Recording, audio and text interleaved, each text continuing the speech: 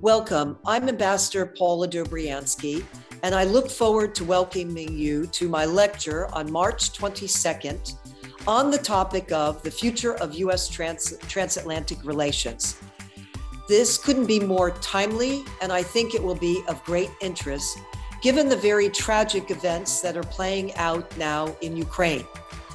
The lecture will focus on a number of key issues that have been debated and also have been somewhat controversial relative to European politics.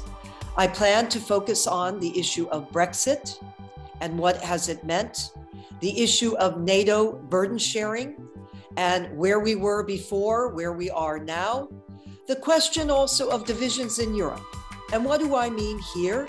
There have been some splits within the transatlantic community over questions like energy and energy independence and how should one go forward. And then also the question of France.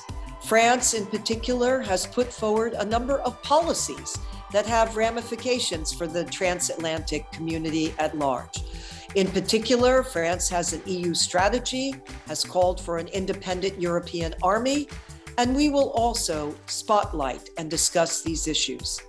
And needless say that Ukraine will certainly be focused on. The brutal and unfounded, unprovoked invasion of Ukraine by Russia has to be discussed. What does this mean for the transatlantic relations? What has happened? And where do we go forward? In addition to these issues, certainly there will be a discussion about the European institutions, which will be woven throughout the lecture. The question of the European Union and some of its standards and pros and cons of its standards, as well as NATO, and as well as the Organization for Security Cooperation in Europe.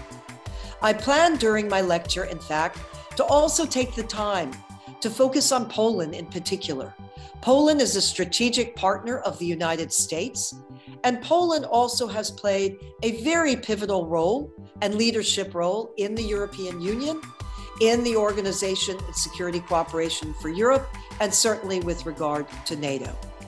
All of these issues will be also defined in the context of great power competition. It cannot be avoided.